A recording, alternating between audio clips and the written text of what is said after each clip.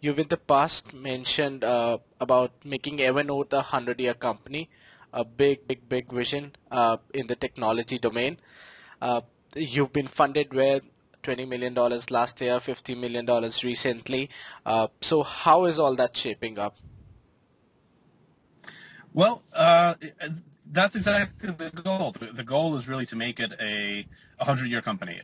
We really want people to be in love with Evernote 100 years from now, and that's we're doing that frankly because that's the interesting thing to do. That is I think much more fulfilling, much deeper vision than trying to start a company so you can sell it or so you can flip it or something like that. So we're trying to build something great. We want to affect the lives of billions of people, and we want this to last. So all of the decisions we make, we think about, does this decision make it more or less likely that we'll still be here in 100 years? And that affects funding. It affects how we invest, how we develop, making sure that we always have enough for downturns as well as for good times. I think it's a really much more interesting way of thinking about the company than I've ever done before in any of my previous companies. Is Evernote profitable?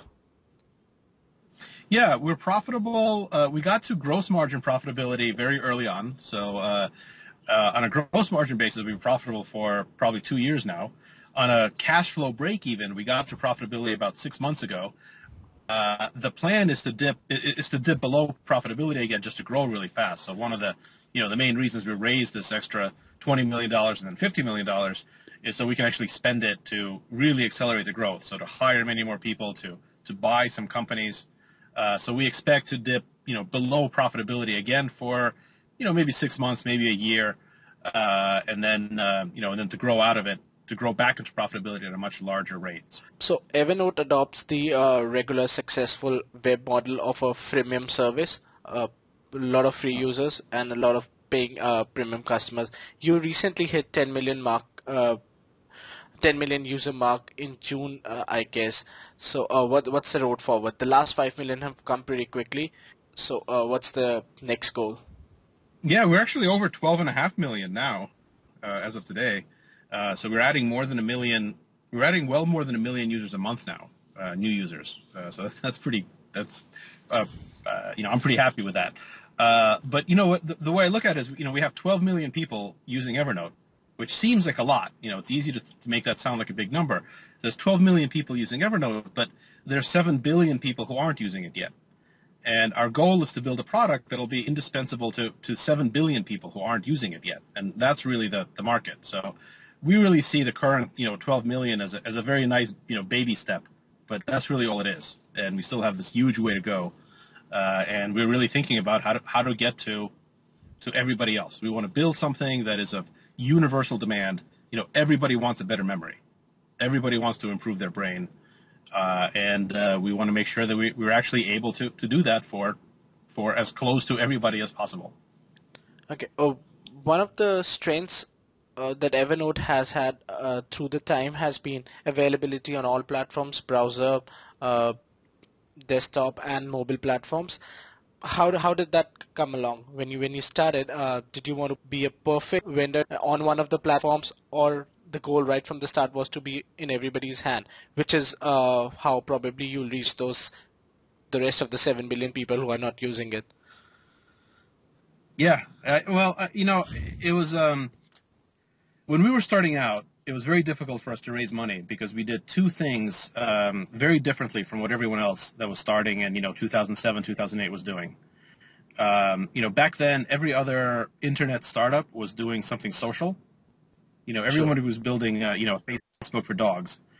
And we were saying Evernote is not social. Evernote is antisocial. In fact, we used to say Evernote doesn't care about your friends. Evernote doesn't care about your friend's dog. Evernote cares about you, about what's important to you, about what's in your mind. And we thought that since everyone is already so fully connected, right, everyone already has an infinite amount of social networks and social connectivity, we thought people are already talking to everybody else, and people talk about what they love. So we don't have to be social. We just have to be great, and then people will talk about it. So that was kind of their first big gamble. And the second one was exactly as you said. Everyone back then was building web apps. So everything was a social website.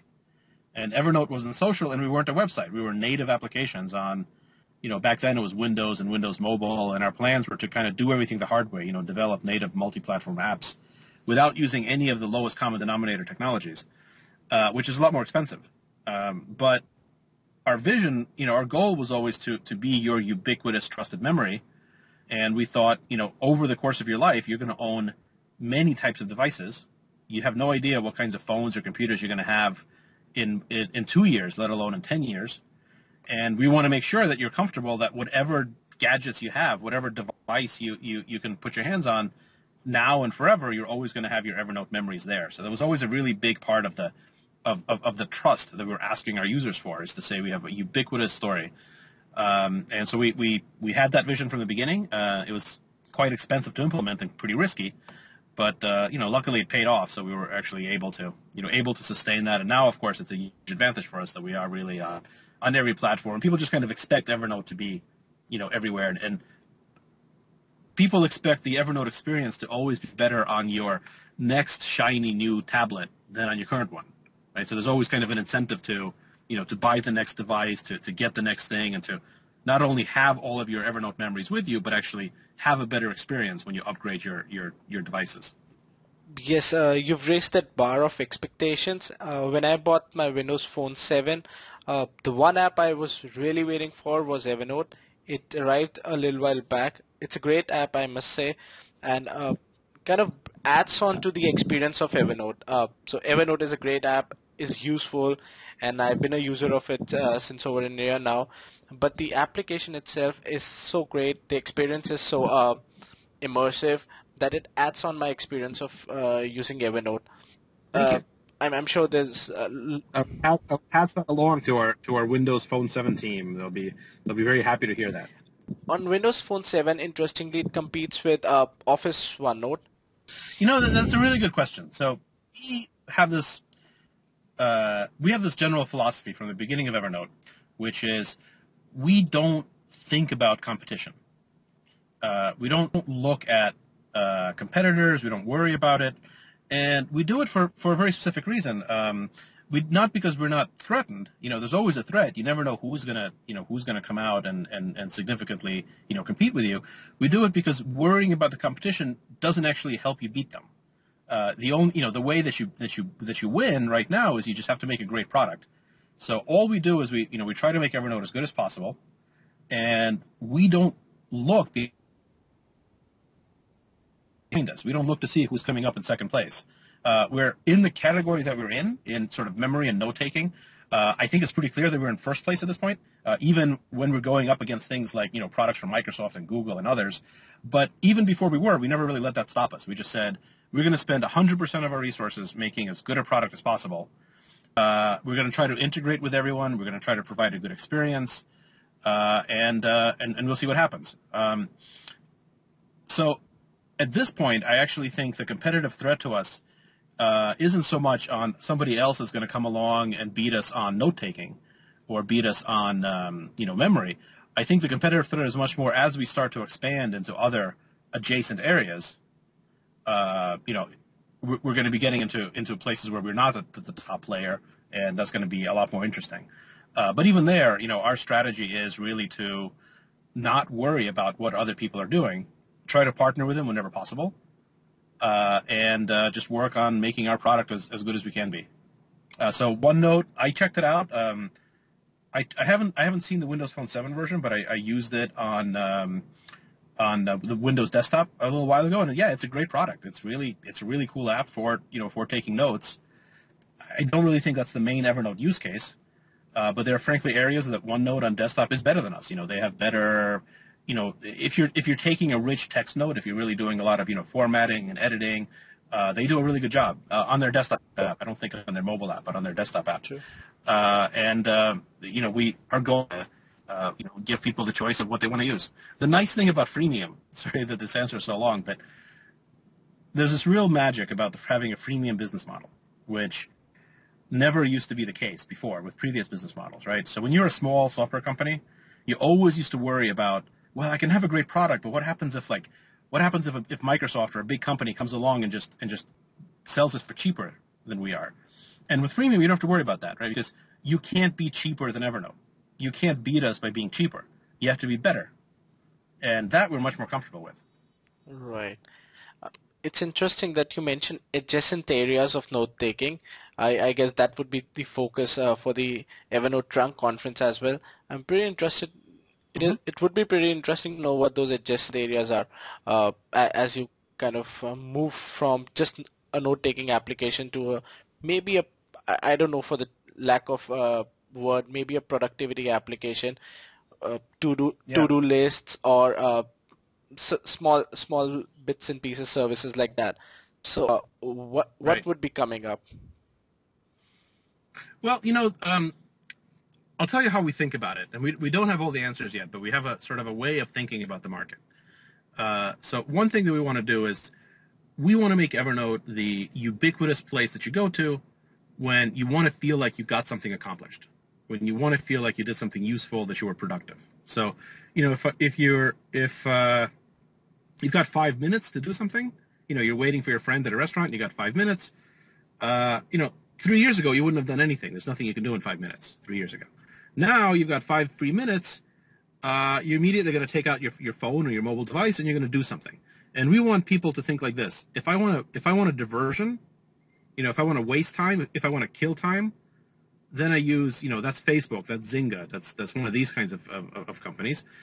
So if I want to kill time, I go to Facebook or Zynga. If I want to accomplish something, if I want to feel like I did something that was good for me, that's what Evernote is for. Whatever that happens to be, whether it's, okay, I'm going to study for a couple of minutes for a test that I've got coming up, or I'm going to work on my presentation, or I'm going to catch up on my reading, whatever your life's work is, you can do it in Evernote. So all of those adjacent areas, including, productivity, to-do, calendaring, remindering, all of that stuff, something that we're very interested in. And either through partners or ourselves, we want to get into.